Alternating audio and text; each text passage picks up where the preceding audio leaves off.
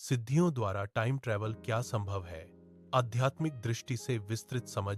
मनुष्य हमेशा से समय के रहस्य को समझना चाहता रहा है। हम सब जानते हैं कि समय, पास्ट, प्रेजेंट, फ्यूचर जीवन का सबसे बड़ा रहस्य है। विज्ञान भी समय के रहस्य को समझने की कोशिश करता है और आध्यात्मिक परंपराएं भी।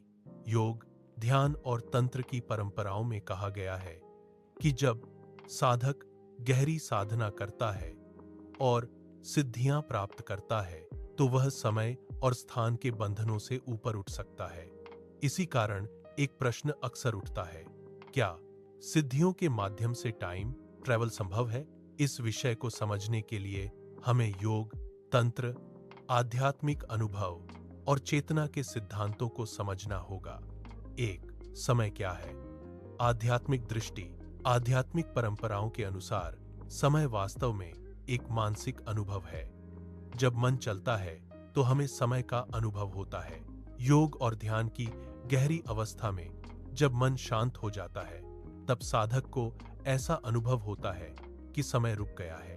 भारत के प्राचीन ग्रंथों जैसे योग सूत्र, उपनिषद में कहा गया है कि जब साधक समाधि की अवस्था में पहुंचता है तब वह समय और स्थान से परे चला जाता है। इसका अर्थ यह नहीं कि शरीर सचमुच अतीत या भविष्य में चला गया, बल्कि चेतना समय के पार चली जाती है।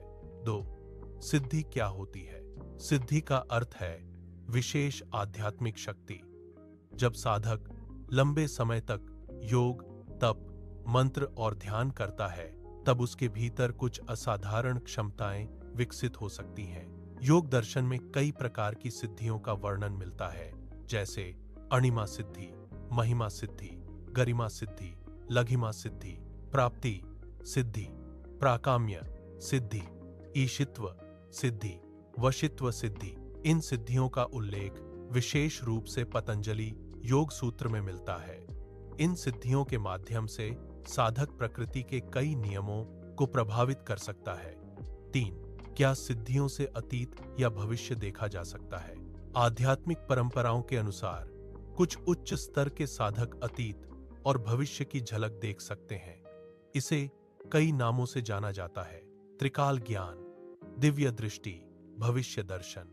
जब साधक का आज्ञा चक्र जागृत होता है तो उसकी अंतर्दृष्टि बढ़ जाती है। तब वह समय की धारा को अलग तरीके से महसूस करता है। महान योगियों के बारे में कहा जाता है कि वे कभी कभी आने वाली घटनाओं का पूर्वानुमान लगा लेते थे। उदाहरण के रूप में स्वामी विवेकानंद रामकृष्ण परमहंस के बारे में कहा जाता है कि उन्हें कई घटनाओं का पहले से आभास हो जाता था। लेकिन यह टाइम ट्रैवल नहीं, बल्कि चेतना की गहरी समझ है।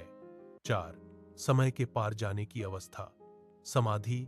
योग में सबसे उच्च अवस्था को समाधि कहा जाता है। जब साधक समाधि में जाता है, मन पूरी तरह शांत हो जाता है, विचार समाप्त हो जाते हैं, अहंकार समाप्त हो जाता है। इस अवस्था में साधक को ऐसा अनुभव होता है कि समय रुक गया है। इसका वर्णन विशेष रूप से पतंजलि ने अपने ग्रंथों में किया है। समाधि में साधक वर्तमान क्षण में पूरी तरह स्थापित हो जाता है। वहां न अतीत रहता है और न भविष्य, केवल शुद्ध चेतना रहती है। 5. तंत्र और योग में समय की अवधारणा। तांत्रिक ग्रंथों में कहा गया है कि समय वास्तव में ऊर्जा का एक प्रवाह है।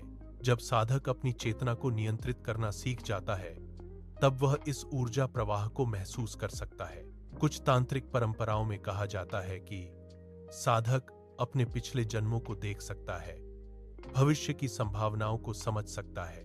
इसका उल्लेख विशेष रूप से विज्ञान भैरव तंत्र में मिलता है, लेकिन यह भी वास्तविक टाइम मशीन की तरह यात्रा नहीं है। 6. वैज्ञानिक दृष्टिकोण। विज्ञान में भी टाइम ट्रैवल की संभावना पर चर्चा हुई है।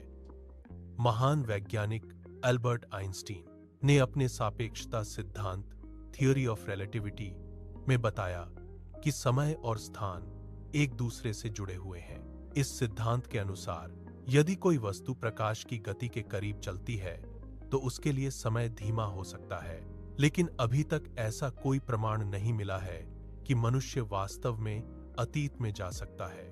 7. क्या प्राचीन योगियों को टाइम ट्रैवल आता था? कई कथाओं में कहा जाता है कि प्राचीन ऋषि भविष्य देख सकते थे, हजारों साल पहले की घटनाओं को जानते थे। उदाहरण के लिए वेद व्यास के बारे में कहा जाता है कि उन्हें त्रिकाल ज्ञान था, लेकिन यह समय में यात्रा नहीं बल्कि गहरी आध्यात्मिक अंतर्दृष्टि थी। 8. चेतना का टाइम ट्रैवल। कुछ आध्यात्मिक गुरुओं के अनुसार वास्तविक टाइम ट्रैवल चेतना का टाइम ट्रैवल है। जब साधक गहरे ध्यान में जाता है, उसे अपने पिछले जन्मों की झलक मिल सकती है, उसे भविष्य की संभावनाएं दिखाई दे सकती हैं, लेकिन शरीर वहीं रहता है। यह अनुभव ध्यान और समाधि के दौरान होता है। 9. सिद्धियों का उद्देश्य क्या है? योग में कहा गया है कि सिद्धियां अंतिम लक्ष्य नहीं है। महान योगियों ने हमेशा चेतावनी दी है कि सिद्धियों के पीछे नहीं भागना चाहिए। उदाहरण के लिए महात्मा बुद्ध ने कहा था कि आध्यात्मिक मार्ग का उद्देश्य मुक्ति मोक्ष है, न कि चमत्कार। यदि साधक सिद्धियों में उलझ जाता है तो उसका आध्यात्मिक विकास रुक सकता है। 10. वास्तविक आध्यात्मिक लक्ष्य। योग और ध्यान का अंतिम लक्ष्य है आत्मज्ञान मोक्ष, परम शांति।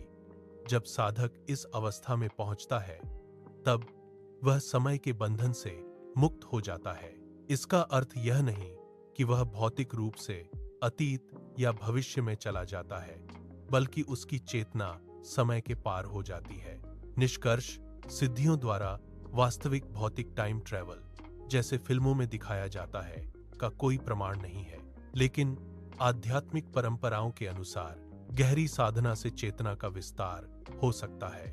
साधक अतीत और भविष्य की झलक देख सकता है, वह समय के अनुभव से ऊपर उठ सकता है। इसलिए कहा जा सकता है कि सिद्धियों के माध्यम से चेतना का टाइम ट्रैवल संभव है, लेकिन शरीर का वास्तविक टाइम ट्रैवल अभी भी एक रहस्य है। अंततः आध्यात्मिक मार्ग का उद्देश्य सिद्धियां नहीं बल्कि आत्मज्ञान और मुक्ति है।